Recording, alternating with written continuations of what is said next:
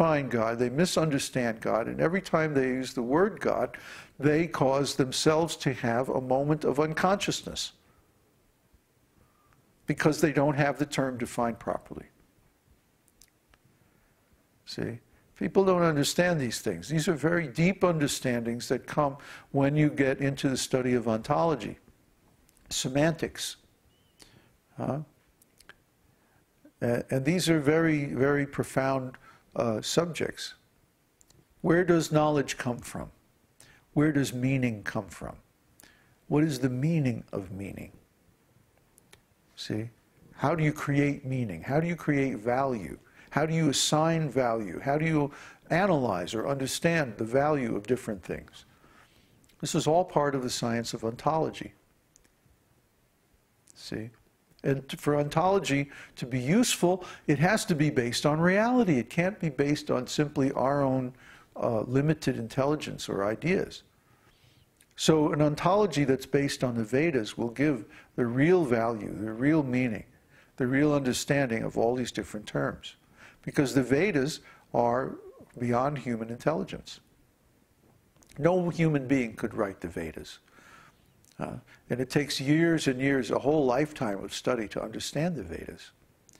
So how is it possible that any human being could write them? It takes years and years to even read them. So how is a person going to write them? Is there another question?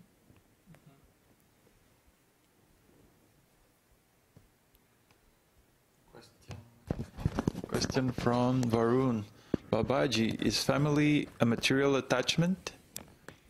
If so, Krishna instructs Arjuna to fight to do his duty. Isn't a person's duty in this world to take responsibility of their family?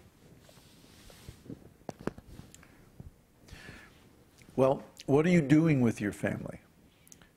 Are you engaging your family in devotional service and spiritual activities?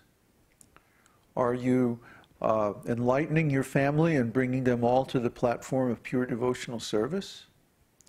Or are you letting your family attachment drag you down into material concept of life and material engagements? See? Most of the Vedas talk about the three modes of material nature. This is what Krishna says in Bhagavad-gītā. Arjuna asks basically the same question. And he says the Vedas offer material advancement in return for a little bit of karma yoga. That's the device, that's the trick that the Vedas use to engage people in some kind of devotional service. Because that's the only level of devotional service they can understand.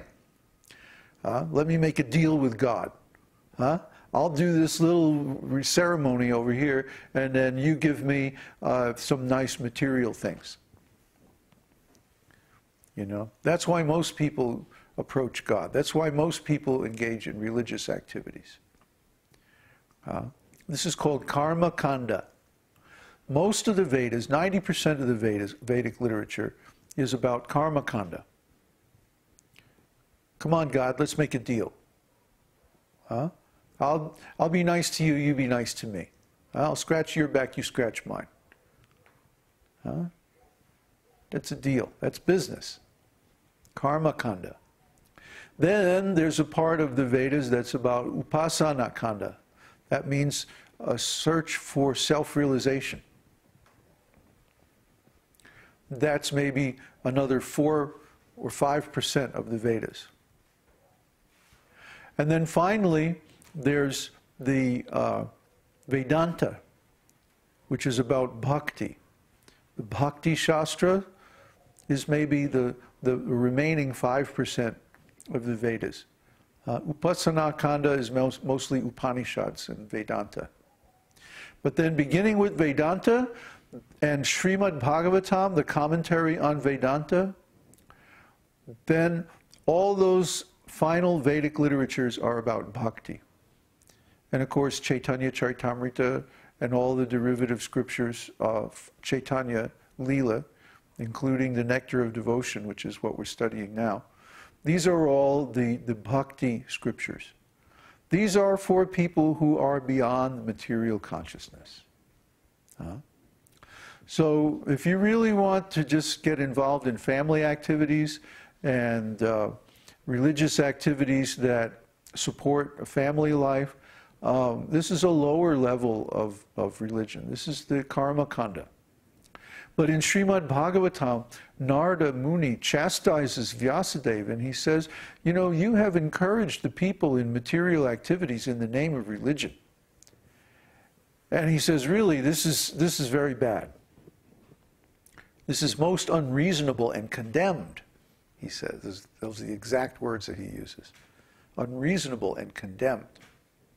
That you have encouraged people to engage in material activities in the name of religion, for the purpose of religion.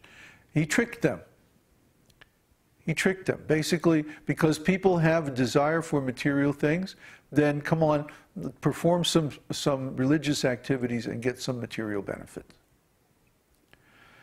But that's not the real purpose of religion. The real purpose of religion is directly to know God and to love God and to do service to God so that you develop your relationship with God and you go back to the spiritual world. That's the actual purpose of Vedas. Why would Krishna or Narayana go to so much trouble to speak the Vedas if the only aim of the Vedas was to make us materially wealthy or materially enjoy or go to the heavenly planets or get mystic powers or some other material aim? If that was so, then why does Vedanta, out of the 4 sections of the Vedānta-sūtra, 2 of them are about describing bhakti and its results? Fully 50%. Why is it that the whole Śrīmad-Bhāgavatam is about bhakti? Why is it that the conclusion of Bhagavad-gītā is about bhakti? You see? If karma or jnana or yoga was the actual aim of the Vedas, then don't you think that the Vedanta would be about that? Don't you think the conclusion of Bhagavad-gītā would be about that? Krishna presents the yoga system in Bhagavad-gītā, and Arjuna rejects it. He says, no, I can't practice this. It's too hard for me. If it's too hard for Arjuna, what to speak of us? How are we going to do all that? So, really, the only practical aim of spiritual life has to be bhakti. It has to be devotional service to the Lord, because it's easy. It's easy enough that we could actually do it. These other things are too difficult. In this age, they're not possible to execute properly.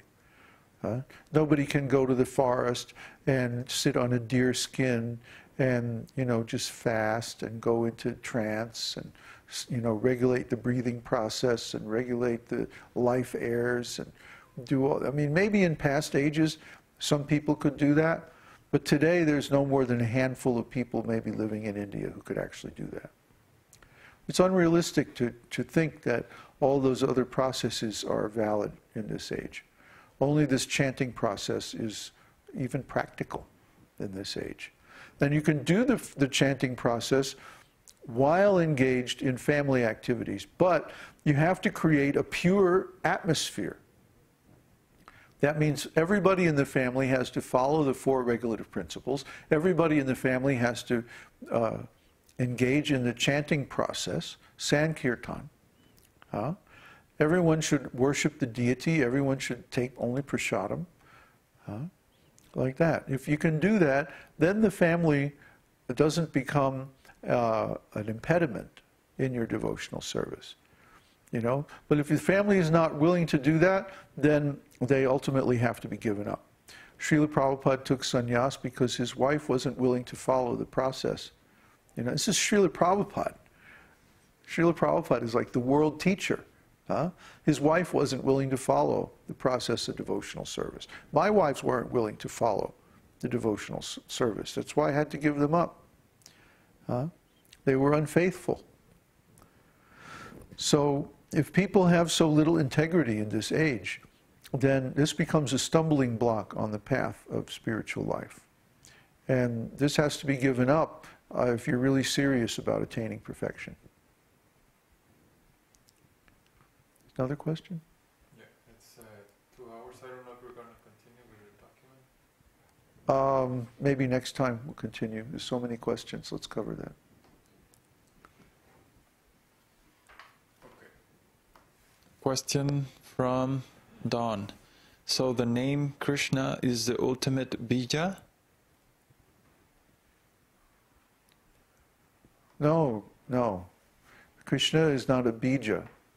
Bija means Om, Aing, Kling, Shring, Shrom,